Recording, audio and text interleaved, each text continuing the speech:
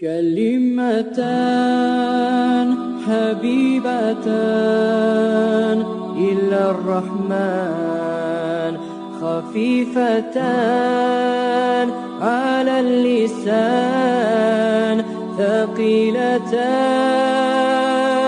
في الميزان.